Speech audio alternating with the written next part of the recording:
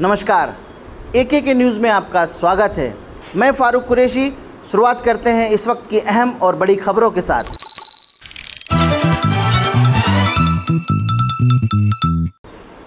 एक जुलाई से 31 जुलाई के बीच तबादले हो सकेंगे। मानवीय संवेदनाओं के आधार पर होंगे तबादले। स्वास्थ्य शिक्षा मंत्री विश्वास सारंग ने कहा, डेल्टा प्लस वायरस एक सेंसिटिव विषय है। जब तक इसकी जांच ना हो जाए कोई धारणा ना बनाएं। एक पेशेंट मिला है और इस वक्त वो पेशेंट ठीक है, उसे वैक्सीन के दोनों डोज लग चुके थे। मध्य प्रदेश भाजपा के प्रदेश अध्यक्ष वीडी शर्मा ने बताया, 18 जून शुक्रवार के दिन प्रधानमंत्री मोदी कौशल योजना लॉन्च कर रहे हैं। कांग्रेस नेता मोनू सक्सेना ने कहा, महंगाई और डीजल पेट्रोल के बढ़ते दामों को मुद्दा बनाकर सत्ता में आए नरेंद्र मोदी आज पेट्रोल डीजल के दामों की बढ़ोतरी को रोकने में पूरी तरह से नाकाम साबित हुए हैं। कांग्रेस ने शहरों के नाम बदलने की कायावाद पर एक तीर से कई निशाने साधे। खबरें अब विस्तार से। 1 जुलाई से 31 जुलाई के बीच तबादले हो सकेंगे। मानवीय संवेदनाओं के आधार पर होंगे तबादले। मध्य प्रदेश सीएम शिवराज सिंह चौहान ने कहा, सभी के लिए निःशुल्क वैक्सीनेशन कैंप लग रहा है। योग दिवस से शुरुआत हो रही है। मध्य प्रदेश में महाअभियान के तहत 7,000 सेंटर शुरू होंगे। हर सेंटर पर एक एक प्रेरक अनिवार्य रूप से रहेगा। 21 जून को 10 लाख लोगों को टीका लगाया जाएगा। टेस्टिंग भी लगातार जारी रहेगी। किल कोरोना अभियान लगातार जारी रहेगा। तीसरी लहर को आने से रोकना है। डेल्टा प्लस को लेकर सावधान रहने की ज़रूरत है। साथ ही साथ 1 जुलाई से तबादले हो सकेंगे। मानवीय संवेदनाओं के आधार पर तबादले होंगे। इस बार भी हमने तय किया था कि प्रशासनिक और मानवीय आधार पर कुछ स्थानांतरण जरूरी है, लेकिन फिर कोविड का महासंकट आ गया तो वो स्थानांतरण से जो प्रतिबंध हटाया जाना था वो नहीं हटाया गया। अब हमने तय किया कि 1 जुलाई से 31 जुलाई के बीच प्रशासनिक आधार पर या अत्यंत संवेदनशील मानवीय आधार पर स्थानांतरण किए जा सकेंगे। स्वास्थ्य शिक्षा मंत्री विश्वास सारंग ने कहा, डेल्टा प्लस वायरस एक सेंसिटिव विषय है। जब तक इसकी जांच ना हो जाए कोई धारणा ना बनाएं। एक पेशेंट मिला है और इस वक्त वो पेशेंट ठीक है, उसे वैक्सीन के दोनों डोज लग चुके थे। वहीं मंत्री विश्वास सारंग ने कहा, कोरोना अभी पूरी तरह से ख़त्म नहीं हुआ है। सावधानी जरूर बरतें, मास्क लगाएं, सैनिटाइज करें और पर्याप्त दूरियां बनाए रखें। मध्य प्रदेश में डेल्टा प्लस का एक मरीज़ मिला है जिसकी जांच की गई है और वो पेशेंट अभी ठीक है। उनको दोनों वैक्सीनेशन के डोज लग चुके थे। डेल्टा प्लस वायरस एक सेंसिटिव विषय है। जब तक विशेषज्ञ अपनी रिपोर्ट ना दे दें तब तक कोई धारणा ना बनाएं। कोरोना अभी पूरी तरह समाप्त नहीं हुआ है, कम जरूर हुआ है, इसीलिए प्रोटोकॉल का पालन करते रहना चाहिए। वैक्सीनेशन महाअभियान पर मंत्री बोले, 21 जून एमपी के इतिहास में दर्ज होने वाला है। उसी दिन पूरे देश में सभी को निःशुल्क वैक्सीन दी जाएगी। सीएम ने भी निर्देश दिया है कि इसी दिन वैक्सीनेशन होगा।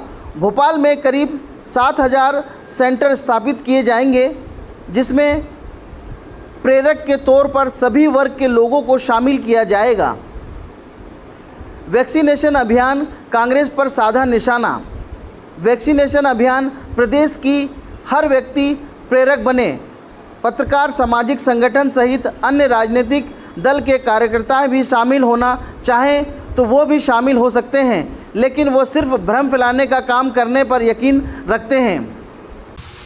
सभी लोग हर एक वैक्सीनेशन सेंटर में जाएंगे प्रेरक के रूप में, अतिथि के रूप में नहीं, प्रेरक के रूप में। माननीय मुख्यमंत्री जी का ये सोच है कि सभी प्रेरक के रूप में जाए और लोगों को ये प्रेरणा दें कि हम सबको मिलकर वैक्सीन लगाना है और वैक्सीन लगाकर ही हम कोरोना को हरा सकते हैं। 21 जून इतिहास में दर्ज होगा। मध्य प्रदेश में हम रिकॉर्ड तौर पर वैक्सीनेशन प्रोग्राम को करेंगे। मध्य प्रदेश भाजपा के प्रदेश अध्यक्ष वीडी शर्मा ने बताया 18 जून शुक्रवार के दिन प्रधानमंत्री मोदी कौशल योजना लॉन्च कर रहे हैं।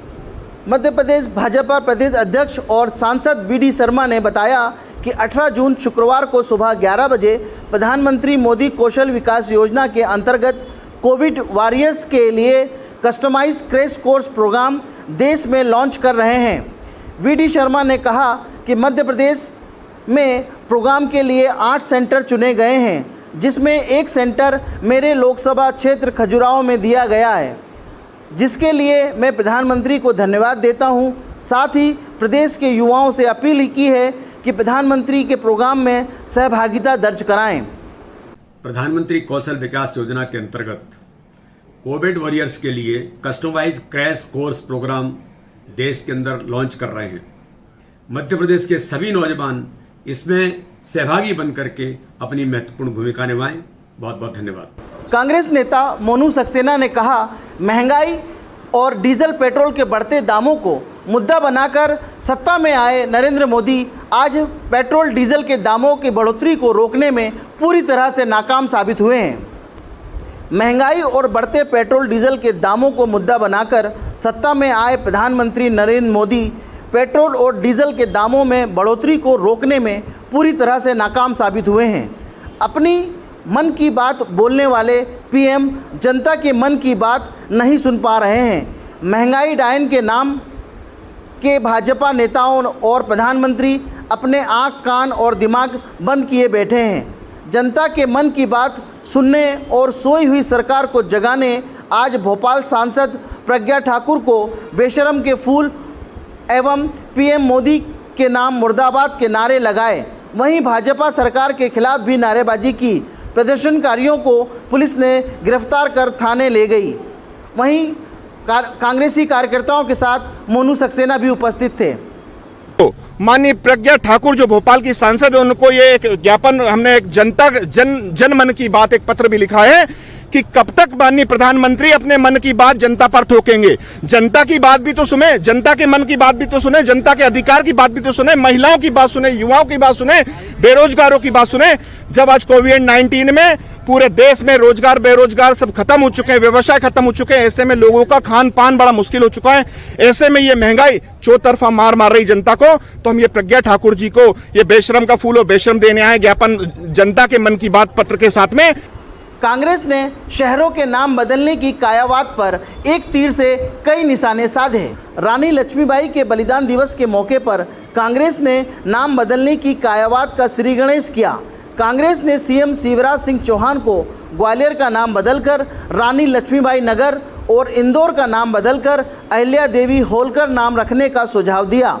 कांग्रेस ने कहा है कि रानी लक्ष्मीबाई के प्रति इससे सच्ची और अच्छी श्रद्धांजलि कोई दूसरी नहीं हो सकती। रानी लक्ष्मीबाई के बलिदान दिवस के मौके पर कांग्रेस ने एक तीर से कई निशाने साधने का काम किया है। कांग्रेस ने सीएम शिवराज सिंह चौहान को से ग्वालियर का नाम बदलकर रानी लक्ष्मीबाई नगर और इंदौर का नाम बदलकर अहिल्याबाई होलकर नगर रखने का सुझाव दिया। कांग्रेस ने पीसीसी में रानी लक्ष्मीबाई की पुण्यतिथि के मौके पर रानी लक्ष्मीबाई के संघर्षों को याद किया। कांग्रेस ने कहा कि देश को आज़ादी दिलाने में रानी लक्ष्मीबाई के योगदान को इतिहास कभी भुला नहीं सकता। वहीं कांग्रेस ने कहा कि अगर प्रदेश में कांग्रेस दोबारा आई तो पाठ्यक्रम में समग्र स्वतंत्रता आंदोलन को शामिल किया जाएगा। एक सवाल का जवाब देते हुए कांग्रेस ने साफ किया कि पाठ्यक्रम में किसी भी आंदोलनकारी को बाहर नहीं किया जाएगा, क्योंकि कांग्रेस सृजन में विश्वास करती है। इस कार्यक्रम में हमारे साथी सज्जन भाई वर्मा, भूपेंद्र सिंह जी, राजीव सिंह जी दोनों पर इन सबका सुझाव है और वो सुझाव हमने प्रस्तुत किया शासन के सामने कि ग्वालियर का नाम महारानी लक्ष्मीबाई नगर रखा जाए और इसी तरह इंदौर शहर का नाम अहिल्याबाई देवी नगर रखा जाए। ये सुझाव हमने प्रस्तुत किए और ये लक्ष्मीबाई नगर ग्वालियर का नाम रखने से उनके बलिदान के लिए पूरी श्रद्धांजलि होगी। फिलहाल की खबरों में बस इतना ही। मुझे दीजिए इजाज़त। बने रहिए हमारे साथ ताज़ा तरीन खबरों के लिए। नमस्कार।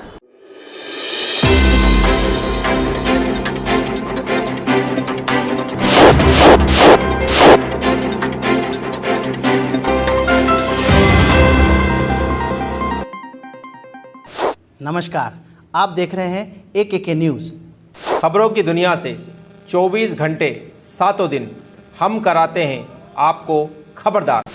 हर छोटी बड़ी खबर पर होगी पैनी नज़र, जिसका सीधा सरोकार आपसे। गली नुक्कड़ चौराहे से, कस्बे से, शहर से, सूबे तक आपके हक की बात।